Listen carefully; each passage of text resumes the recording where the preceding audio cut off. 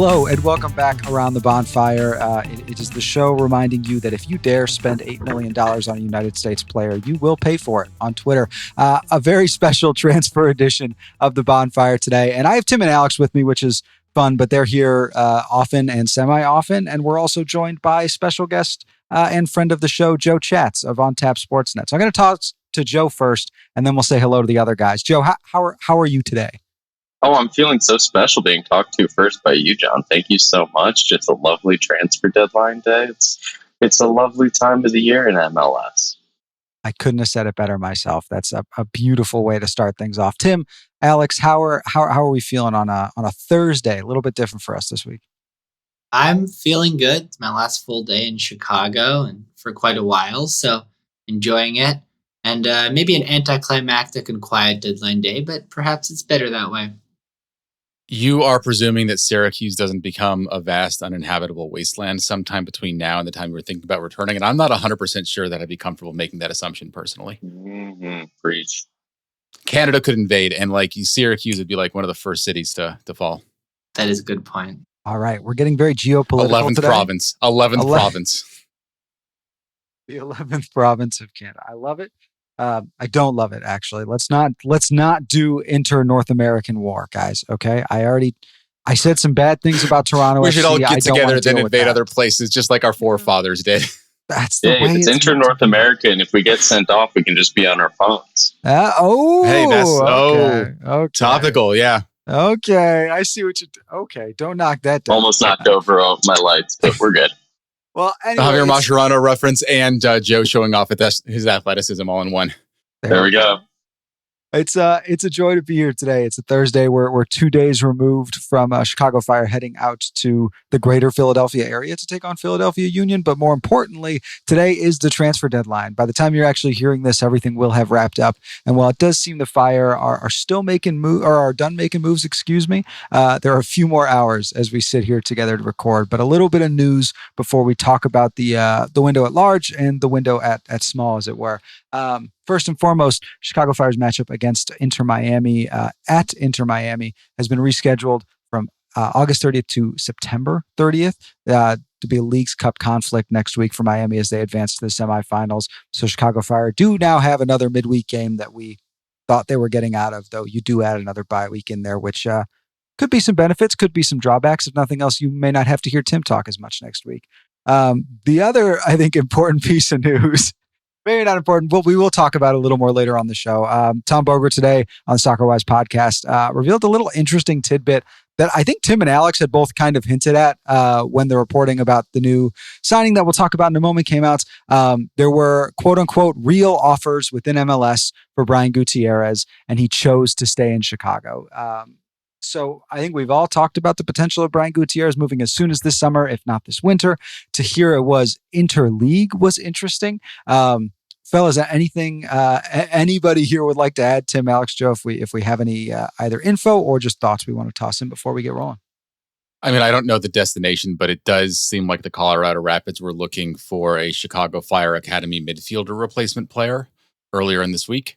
Brian Gutierrez is one of the names that would fit the bill in a different way than Georgi Mihailovic did for the Rapids. But hey, I mean, they seem to like their USMNT pool midfielders, so. Look, I think Guti's long-term future is not in Chicago. He's going to leave at some point, and the Fire probably are going to have to either get rid of or buy down one of their U22 players next season anyway. So Guti's someone to keep an eye on in the future. I don't think moving this summer really made sense for him, unless it was an offer he couldn't refuse. Like you said, Colorado is a good shout. I think they did win there by getting Paxton Aronson because that is a better player, a bit younger, superior talent most likely. So good signing for them. But Guti stays put for the rest of the season. But I think this is something we're going to circle back to in January because he's not going to be here forever. Yeah, he's under contract through 2028. So it's not like that deadline is burning a hole in the Fire's pocket. But I would be surprised if he was here nearing that. Just given the career trajectory that I think everyone would benefit from him being on.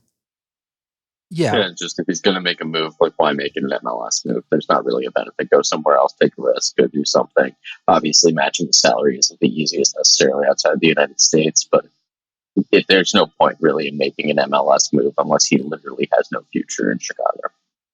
That was my exact thought. It's like if you're making that move, there were some talks about some Mexican sides that were interested in the winter, and that would make sense from the perspective of at least it's a new league. It's going inside MLS doesn't make a lot of sense unless we've talked about him potentially just needing that kick in the rear to grow a little bit, and maybe he would see it as that, but doubt it. But we'll move on. Not a ton of news today. We're mostly recapping the news we've been talking about for the last few weeks. We'll start kind of at the top of the list and we'll work our way down, recapping this summer window that the Fire have had here. Just a quick reminder on the folks going out. Carlos Terán sent in a transfer to Atlético Paranaense, I believe is how it's pronounced, in southern Brazil. Fee of around $2 million in a side, hoping to get back to the top flight in Brazil. So all the best to him. And thank you for the game that the Fire will get moving into next year. Omari Glasgow loaned out to Loudoun United. He's featured a few times there in more of a wing-back role, which I think is interesting and something we may talk about later too. And then Chris Mueller was put on the season-ending injury list, so not out, but unavailable and open to roster spot.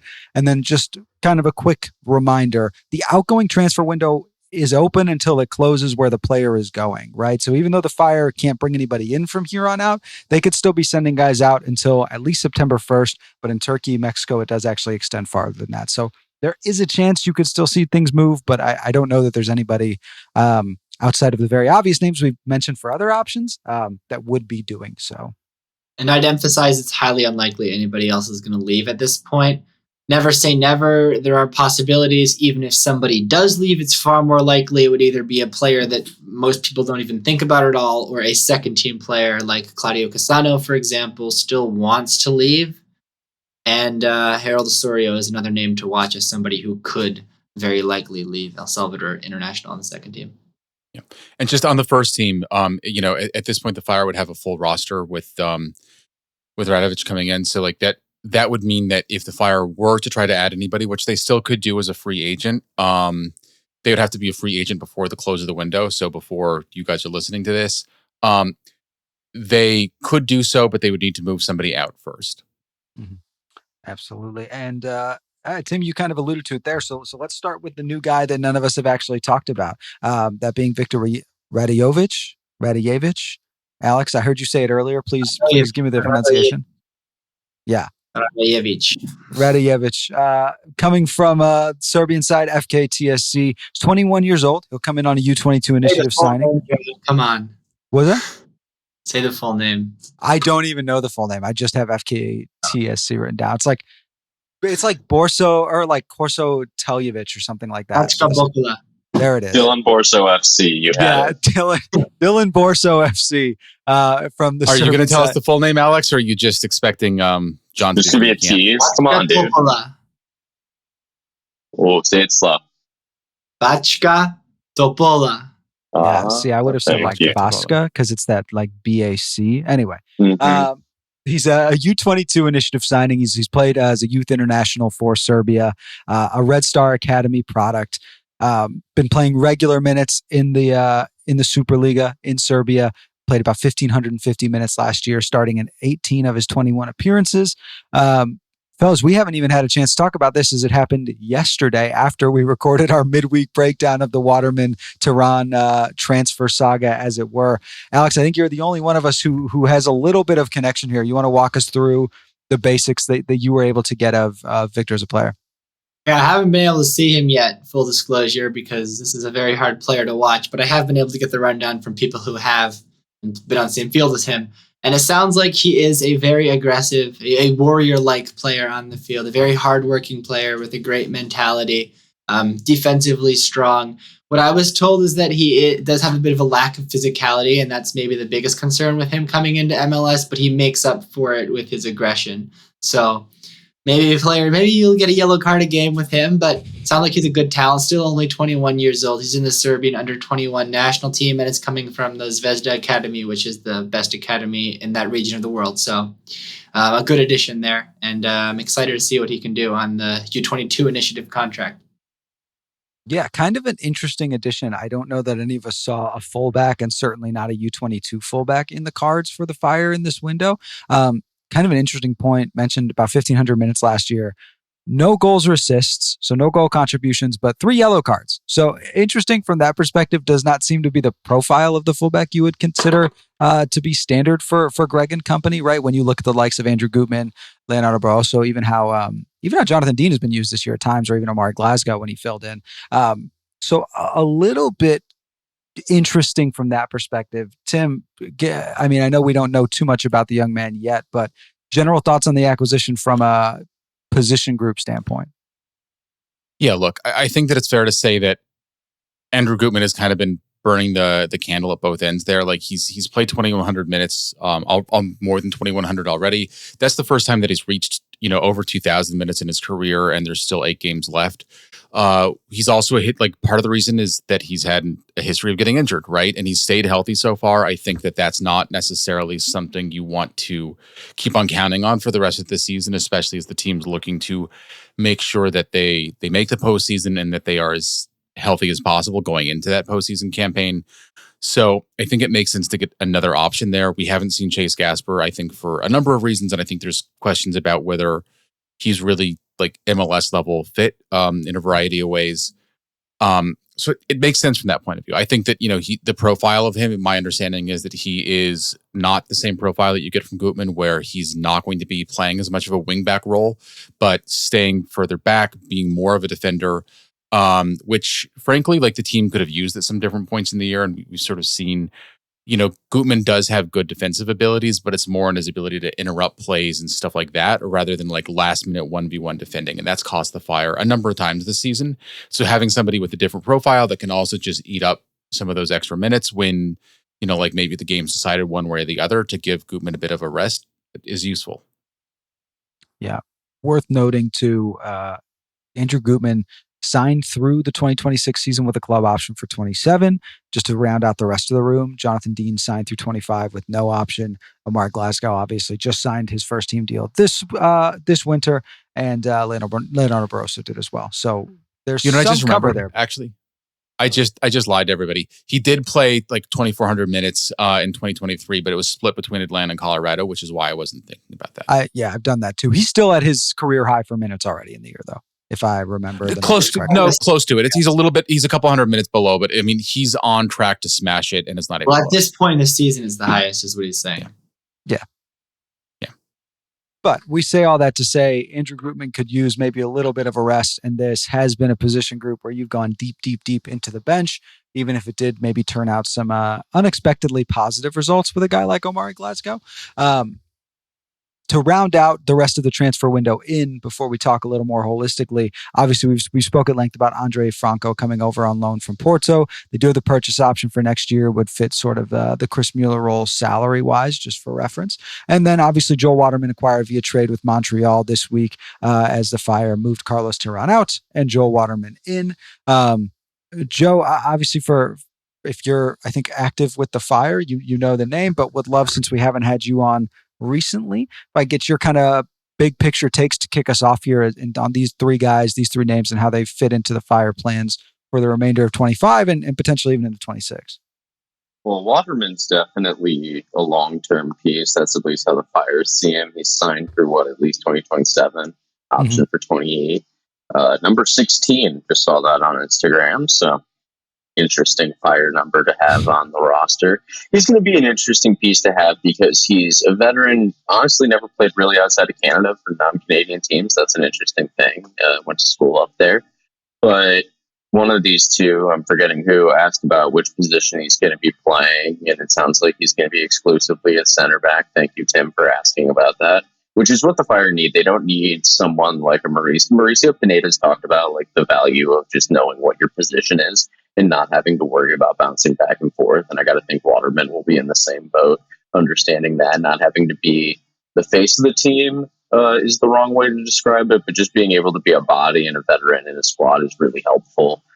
Him being around the next few years means the Fire don't need to add just, veteran depth to the back line. It's nice to just have that, so then you can take risks with some of these younger signings. Maybe it's a different version of Sam Rogers in the future, where it's these guys who want to prove themselves in the MLS on one of those lower salaries. Obviously, the Fire aren't paying all of the salary. That's the Montreal part of it. So I really like the move from just a depth standpoint. It makes sense. He can cover a lot of ground. He can be that irritant if you need him to.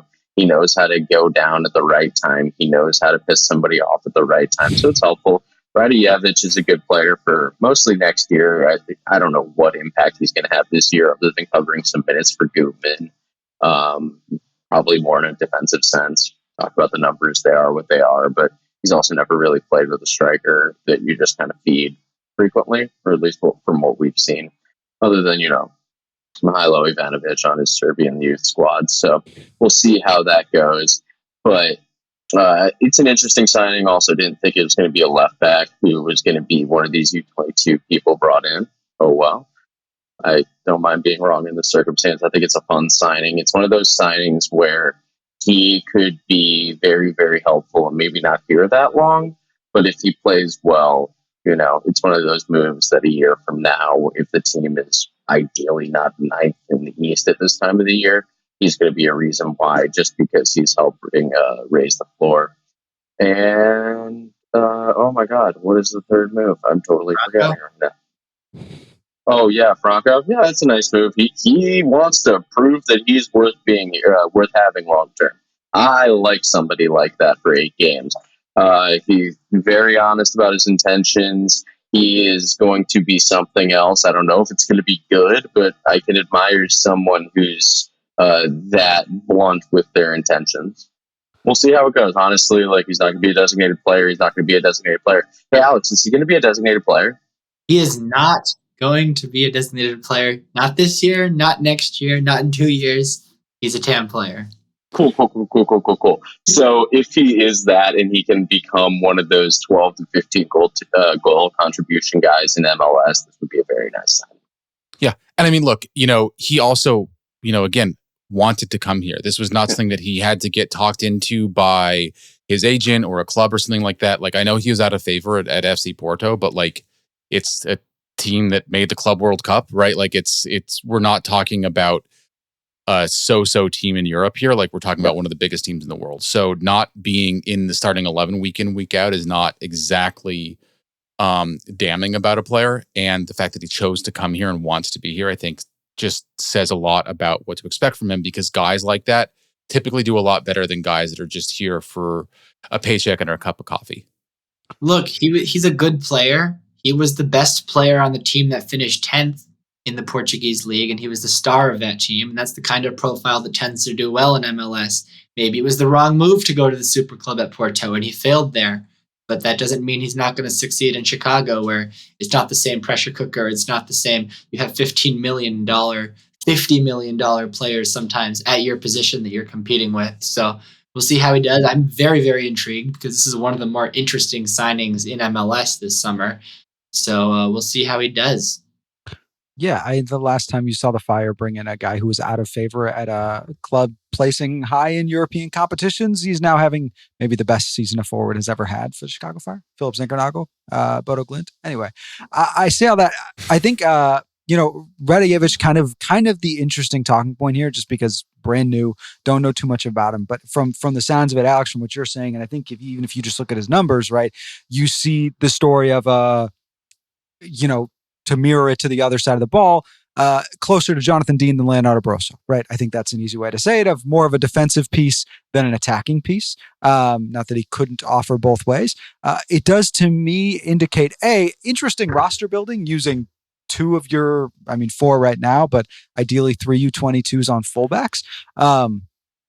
But also potentially a shift in the dynamic or the way you're rolling out week in, week out. To me, this would say, do you see potentially Brian Gutierrez or whomever, Andre Franco, moving forward, somebody brought in the next window, playing more as a traditional out-and-out 10 as opposed to that flatter 3 that we've seen in the midfield this season?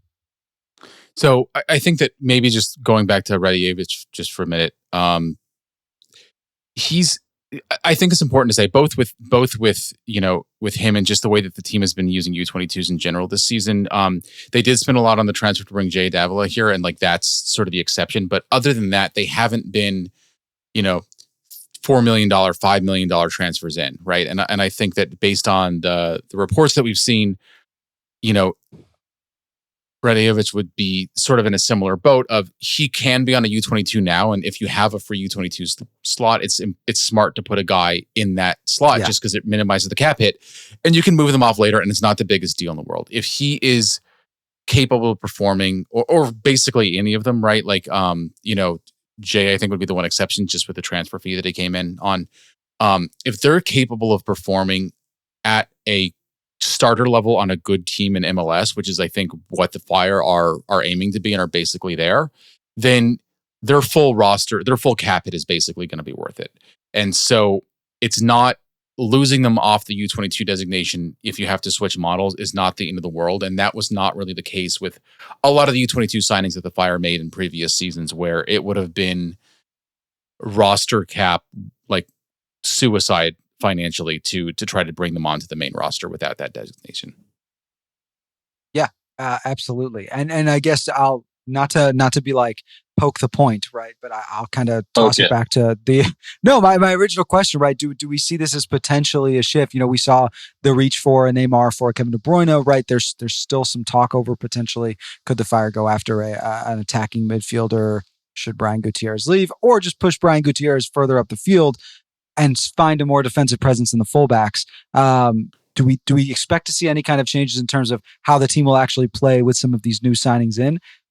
Alex, you've talked about like Andre Franco being a floor raiser in the attack off the bench, right? Being able to continue to be aggressive late. Do we feel this stays consistent, I guess is where my head's at. I don't think they're dramatically going to change the way they play for now. And I think that if they were to sign a third designated player, it's going to be they're signing somebody that they think is absolutely going to completely bring them to the next level. Like, I think they're not touching that slot until like look at it this way. The three guys they were closest to signing as DPs were Neymar Jr., arguably a top 20 player of all time, Kevin De Bruyne, one of the best midfielders of the last decade, and Patrick Berg, who is a central midfielder who Berhalter fell in love with. They already have a Hugo Berg in the system. Excuse me.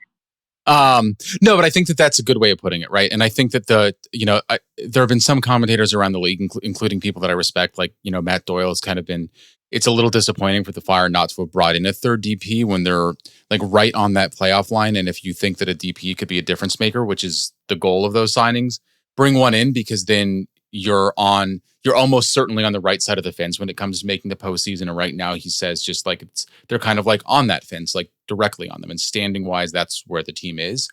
I think that they're they have to be heavily favored to be making the postseason at this point. But the point still stands of making noise in the playoffs and whatever else.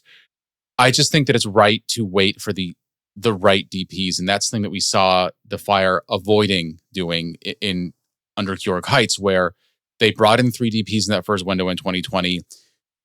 Arguably, one of them kind of played at a DP level for one season and then kind of fell off after that. And after that, the team was stuck with contracts that were just unaffordable and hard to move, both domestically and internationally.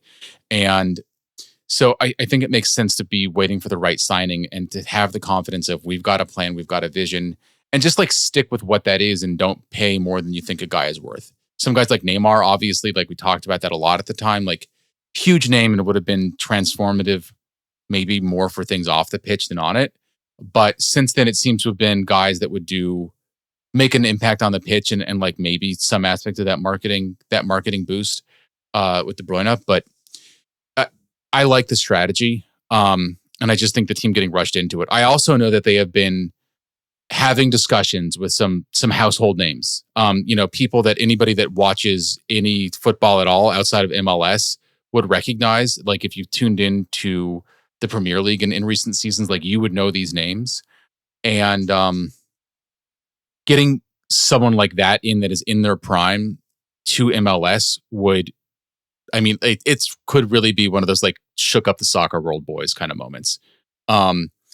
And in a way that the Fire have not done before. And if they're able to do that in 2026, what I'm hearing, because a lot of guys that are maybe not at a comfortable place, like people just don't want to mess with their club situation if they're trying to make a World Cup roster next year. And I understand that, unless they know they're on the outside and have to push their way in. Yeah. And Tim, you kind of alluded to something, and guys would love to get your kind of thoughts on this. Like, generally speaking, you said it well, Tim. Like, this is a team standing on the fence of the playoff line. They are literally in on goal differentials right now. Was this enough, right? We talked a little bit about what's the best way to attack the transfer window moving forward in this summer. Do you prioritize 26? And especially with that last signing, it really feels like a priority of 26. I mean, potentially a little defensive cover, and that's about it. That's a little dismissive, but I think the point stands. Like, do we feel like the Fire have done enough here and handled this properly to actually capitalize on the team they do have, which is a top 2 or 3 attack in MLS, right? There is talent here. There is the ability to go out and win games. Did they do enough to convert this playoff chance to not just making the playoffs, but potentially making a playoff run? I mean, I guess to flip the question back on everybody else, what grade would we give on the window? Because for me, it's like a high C, a low B, like C plus B minus, because you did get better, but not so much better that it's going to completely change the team's outlook. Yeah, the team added people to help, the floor got higher. Yeah, exactly. They didn't overdo it. They didn't make themselves a definite contender, but they plugged some holes while also not burdening themselves long term to pieces that shouldn't be productive, right? It's a young player in Radijevich, who they clearly see a lot of upside in, and then Waterman, who's proven that if nothing else, he's a helpful MLS player who will have value on the trade market still. And as Alex reported, it's not that expensive. Yeah. And like, I think both of those things combined, I would give them, probably a B.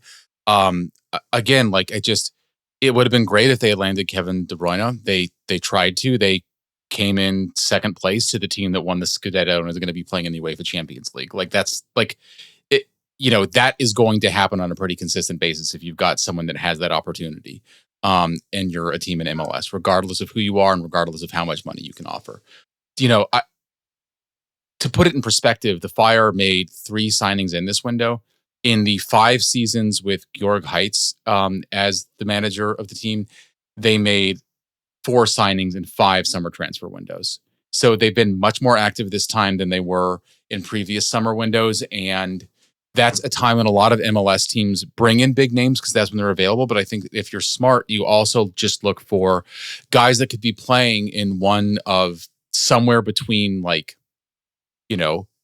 2 to 6 or 7 different leagues in Europe successfully, right? And I think that that's what we're seeing with Franco. I think that that's probably where all 3 of these guys fit. I mean, Waterman, is sort of an MLS lifer, but he's at a level where you should be comfortable and just know you can slot him into a lineup and he's going to do it. And the team, more than anything else, needed to get the floor higher, because we've seen the ceiling already being really high, and it's just the floor was sometimes frustrating low, and it cost the team points and results. And they signing Kevin De Bruyne would not have substantially raised the level of that floor, right? Like it would on the margins, because you've got to pay a lot of attention to him, and maybe then you're not attacking as much, and you can't exploit the center backs and whatever. But end of the day, you can have and we've seen this with Miami giving up some very preventable goals. You can have the best attack in the world, and it's not going to matter if you can't take care of business at the other end. And that's where the Fire have been having problems. Super well said there, Tim. And that was my biggest takeaway, right? Was I had this as if I was giving it a letter grade, it'd be an A- B+. This was what you needed to do. Maybe I'm a little high on Joel Waterman and a little low on Carlos Terán, but I think that's a pretty big upgrade. If nothing else, I'm confident I'm going to get 28 games out of Joel Waterman. I don't know that I'm getting 15 out of Carlos Terán. Right. That's the big difference there. Yeah. I think Carlos has better physical tools, but agreed. Waterman is going to be available every game. Carlos has never started more than 10 games in a row in his MLS career. And Joel is also going to be better technically, right? He's going to be close. The biggest flaw, I think, of Jack Elliott is he is not the most physically imposing player. He's very tall, but he's not very big, right? And I think he's going to be similar to that in of not a huge physical presence, but he's somebody who's going to know where to be, know how to cover, and be comfortable with the ball at his feet, which is very big, as we've already seen in the Berhalter system. I do want to, I'll do one more quick thing and then we'll move on to talk Philly. But there was, we put out a poll just like, what would you rate, Greg and Co for this window? And we did it of, 1 to 10. The most common was 6 to 7, somewhere in that kind of like C range, I guess is what you would say, which I think is reasonable. There was a reply that I thought was really good from Chris, who said like, it's a floor raising window with no clear slam dunks. It seems to be a step towards long-term solidity, but it's hard to judge, right? I think that's pretty well said in terms of what this actually pans out to. Yeah. And it's also all hypothetical, right? Until we start seeing these guys on the pitch. Like some of the best signings on so many people, like myself included, just thought Shaqiri was going to be an absolute beast in MLS. And we have 2.5 years of tape on him to show that wasn't the case. Well, he was like twice, and it was great. It was a lot of fun to watch. Yeah, remember that Inter Miami game? It was so sick. No, I mean, nobody's ever brought that up about Xherdan Shaqiri, talking about him in MLS before. He plays best when the lights are brightest. No, I mean, the biggest takeaway from this window is that this is the most aggressive Chicago Fire we've ever seen on the transfer market in modern times. And another thing is, Joel Waterman is the first player they've traded for within MLS. I think that's interesting too. They've looked at elsewhere for players, and he's the first one they've traded for, and they signed 2 agents. But yeah. Jack Elliott was a free agent, but he did have an option in Philly, I believe, that they just indicated they didn't pick up. But Joel Waterman's the first one they've traded for, and the Fire were aggressive with that, and they've. Just because he's the first one they got done with a trade doesn't mean they haven't explored the trade market too. The Fire have been all over this. Like more than in years past, they have been active since October, November, which is not something we saw from Georg Heitz outside the transfer window. And I think that's something I really want to emphasize is how much they've been doing stuff outside the transfer window. Whereas Heitz, it was very much the moment the window closes, they'd go on pause for a bit. They're aware they're a 9 seed, right? Like they're aware that they're a 9 seed, and there's a lot of things they need to fix. Yeah, but the thing that really kind of strikes me is just how smart all of these signings look from a cap management perspective going forward. Like the team didn't tie itself into anything long term, and they've been smart using loans. They've been smart just with the amount of money they're spending on guys. Like $500,000 for a starting caliber center back in MLS, $500K of GAM. Is really not a lot. Like that's what the Fire paid for the rights to be able to sign Chris Mueller from Orlando a few years ago. That is less than DC United just paid for Caden Clark. The 2 biggest gambles of players that the Fire... Gamble, well done. What? Gamble, G-A-M, gamble. Gamble. I totally meant that.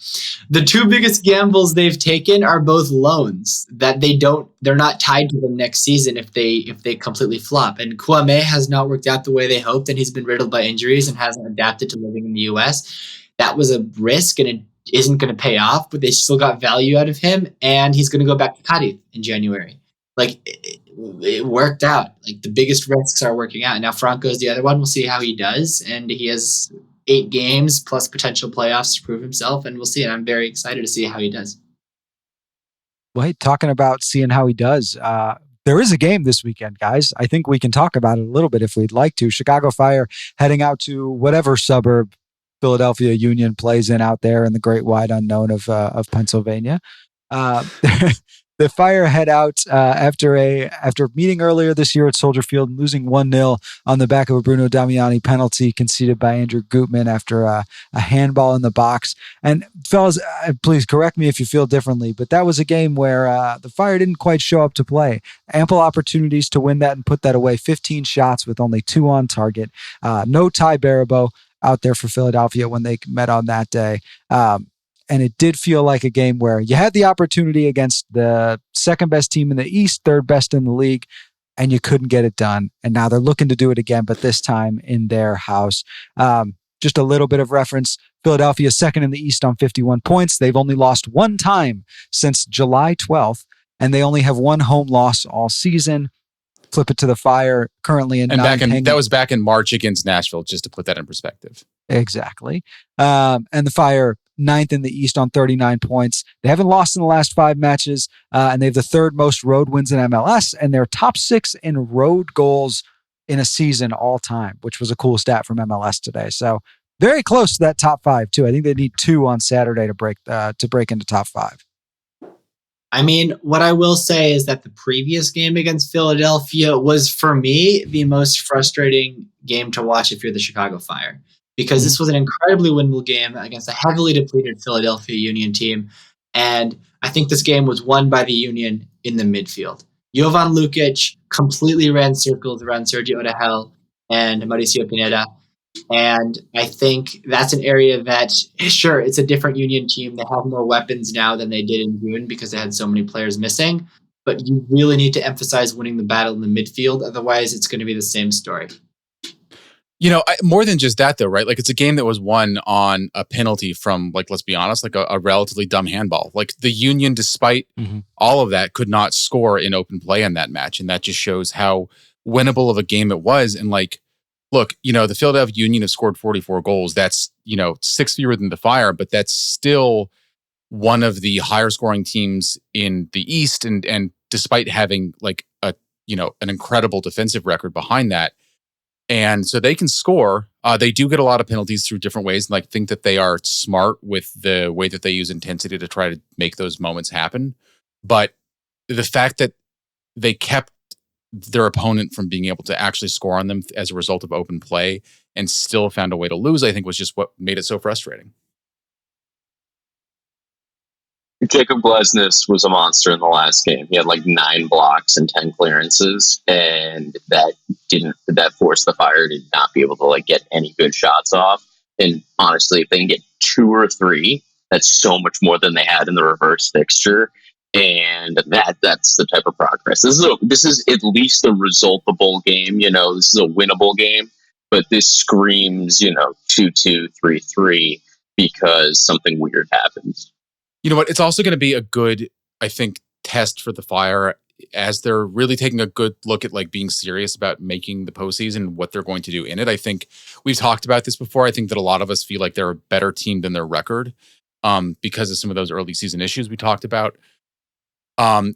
Look, every single game the Union play, with like very few exceptions, they're playing with what you call like a playoff intensity. Like that Jakob Glesnes, like getting that many blocks, like that is just the way that the Union expect everyone to play. Like you see it in their like 14-year-old academy kids, right? Like, and it just permeates the culture. And I think Bradley Carnell really reinvigorated that in the first team. And the Fire struggled with that intensity level more than anything else in the first game. I don't think it was really tactics. I mean, the Philly do not play a complicated system. It's just a quick and transition counter system. They're just really intense with it, and they have a good goal scorer. Yeah, just to put in context as well, the Fire, who, as we've discussed, are one of the best set-piece teams in MLS on the attacking side, 1 corner kick in the reverse fixture, right? So that is not nothing. That's like an insane number to even consider, to be honest. The other side of the coin, though, we talked about some of the new additions. Andre Franco does appear to be available. He had some individual work on the side today, but as far as I can tell, does appear to be available. He's available, yes. He's available for the match, yeah. Will be available for selection. Waterman's still in the process of getting his visa, so unlikely. Tim, Alex, if one of you wants to put on your reporter hat and give me the breakdown there, but possible. It's impossible to know. We'll know tomorrow. It might be a situation where he travels, but might not be able to play. It's just tough to say. It's out of the Fire's hands. He might meet the team, to be honest, and that he's been around, but he can't train. Right. We've recorded this. No. I mean, like he may meet the team in Chester and like see them sort of, but that would be, because again, like we're recording this, Thursday. He was not at training today. They were still waiting on that visa clearance. Like, did that happen after we talked to the Fire? Possibly, not super likely. He'd have to get on a plane then to Chicago, which is fairly easy. We're not talking about crossing oceans here, but like getting here in time for training with the team for 1 day and then being ready. It's really asking a lot. Like Greg has been willing to put guys in the lineup, I think, quicker than I think a lot of us have expected sometimes, but that is really kind of pushing it. But look, they have other center backs. There are 3 other center backs that are healthy. Christopher Cupps has played the last couple of Fire 2 games, and he's healthy. He was 95%, he said, after the last Fire 2 game, and that was a week ago. So you've got to hope he's at 100% now and that you can put him back in. And Sam Rogers also has not played in a month, but he's available, so you've got options. And that's what Greg told us when I asked about just basically the notion that you can never have too much center back depth in MLS. So you added a center back, but you also gave one up. And, are you comfortable with that? And he listed Christopher Cupps as the first option of the ones that he listed. And, mentioned the number of minutes that Rogers has had. And, he's been out of the lineup for a little bit, but I mean, that's not, again, like unusual. You don't like sub off your center backs in the 72nd minute on a regular basis, right? They also just haven't had someone they've necessarily been comfortable bringing on as a third center back, or someone even once that this will happen with Radijevich eventually, where you can push Gutman inside if you have to. They just haven't had that left back option other than Johnny Dean, which is great. Insert John celebrating. But they unless Johnny Dean's already playing on the right and like you can't like without Omari. Like of course, it's like doing it's an emergency option, but you want that left-footed player. It leaves you behind in the attack and on the counter if you don't have that, and that is just why it's been some floor-raising moves, and these are the types of things that should have you competing against the Philadelphia side that been better. Yeah, not even to mention the performance of Jay Davila, who I think has improved greatly in the last few weeks and definitely offers some help going back, especially when the fullbacks push forward. We mentioned before, Brian Gutierrez, it was reported by Tom Bogert earlier today that he had some real offers come in from around MLS, chose to stay in Chicago. It was a player's decision to stay with the club. Like I said before, Tim and Alex, you guys have both kind of alluded to potentially expecting to see him move in the winter. He's one of the big names that we would think would be ready to move on or would be, forced with an offer that is too good to pass up. And so from the outside perspective, it did feel a little bit like, hey, I want to see the playoffs with my hometown team. I want to see what we can do. Do we feel like this is kind of Brian Gutierrez's swan song? And if so, like, what do the next 8 to 12 games mean for him, his career, and frankly his legacy here as he potentially moves on? Don't get me wrong, Guti's a good player, but some of the best moments the team have had this season have been without him on the field. I'm not going to say he's holding the team back because that would be unfair on him, but I think long term this is not going to be a forever marriage. I think he's going to leave in January. We'll see what happens, of course. But I think it's a good thing for him, for the Fire, for everybody involved that he is going to stay through for the rest of this season and hopefully bring the team back to the playoffs. But we'll see. This is likely his last stretch, and he's going to want to prove a point, solidify his legacy here. But this is and look, we're also coming right after what I think was his best game of the season for the Fire. The one, the first time that he scored a game winner for the Fire this season. He looked good before that. He was active, picking his moments to shoot. He seemed disappointed with himself when we talked to him after the game for not having higher quality shots in the first half. So like that just says something about his mentality with where he is right now. And, the Fire just signed a guy that can, basically take on a similar role. So he has a lot more competition than he did, a week ago. And I think all of those point to him potentially having some more memorable games going forward. And if he wants the next move, if it is in January or next June or whenever, to be to a bigger club, like he needs more of those moments where it's not that the Fire won with him, it's that the Fire won because of something that he did. He's a guy who can pop up in big moments. He's going to have some big moments here to show that again. And even if he hasn't been consistent by any means, because he can also disappear in long stretches too, right? And it's about more of those big moments and more of just him being active and doing the kinds of things that lead to those big moments, and less of like, oh yeah, I forgot he was like hanging around in the midfield and just like doing some short passes to guys. Absolutely, and that kind of takes me to I think the topic that jumped out to me here as we look at this game, under a microscope, right? Joe, you kind of alluded to this is a 3-3-2-2 kind of game because something weird kind of happens, right? And we talked about Philip Zinkernagel and his kind of impressive run that he's had this year where he stands in the Fire leaderboards. I guess, do we see the attack actually being able to pull through here? Or do we see this as more of a defensive game where Sam Rogers, Christopher Cupps is going to step up, put somebody in their pocket and win the game that way? I don't think the Fire believe that they can get away with playing that kind of conservative way against Philadelphia. I think they understand what they're dealing with, and it's kind of going to be a punch back type of situation, punch and get punched back. This is one of those games where Jonathan Bamba is your highest paid player. You need him to show out. Philip Zinkernagel has done so much more than anybody could have expected him to do in a Fire shirt, health-wise, production-wise, off the field stuff, camera work for the team, right? He's produced on every level for this team.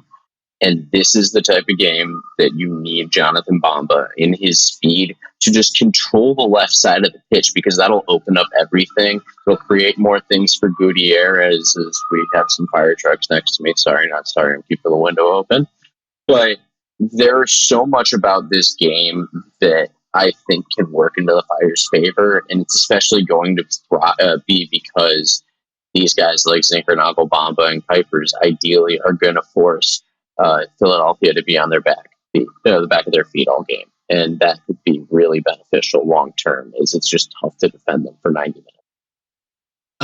Philip Zinkernagel is, as we've mentioned, in really hot form right now. I think he's chasing a pretty fun record here that he can potentially get in this game, which is the most consecutive road games with a goal contribution. He's currently tied with Josef Martinez for the record at 10. If he gets a goal or assist or secondary assist, his MLS, against the Philadelphia Union, he will be the first player in MLS history to get 11 in a row. This guy's been great on the road. Let's see if he can keep it rolling. And this should be an interesting game to do that in. Yeah, and if he does that, by the way, if the goal contribution does come as an assist, he would tie the record for the most assists all time by a Chicago Fire player. So like, and if he has 5 goal contributions in this game, he'll actually break the single season record for most goal contributions. And if he has 15 goal contributions in this game, now hear me out, guys. You're never going to believe this. He'll lock up the golden get dude. Drunk. Why not? Yeah, this game could get very drunk very fast. How many 7-goal games have we seen in MLS this year? At least 3, if not a few more than that. So you never know. I believe that this may be, I don't quote me on this, I believe that this is the most 7 goals where a team has scored 7+ goals in a single match in any one season in MLS history. Now, obviously, there's 30 teams now, and there weren't like 30 teams playing in 1998. Yeah. So adjust that a little bit, but still. Fire first team that's happened. Capita. Yeah, Fire the first team that has been on both sides of a 7-goal game in one season, and one of only 3 that have had it happen in their entire lives. We're going to pretend that one of those didn't happen, and I won't say which one, but I think we all know which one. Your anti-Tom Barlow agenda is just showing up. I love Tom Barlow. I love Tom Barlow. Okay, I think he's great. He will not erase his hat trick.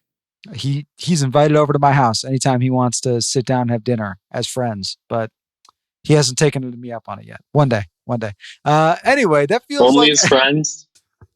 We're both married men, Joe. Okay, what is that supposed to mean? I'm not going to ask him. I don't know. You brought it up first. There's the implication. He's not going to say no because of the implication. Anyway, that feels as good a place as any to wrap up here, as we have officially lost the plot.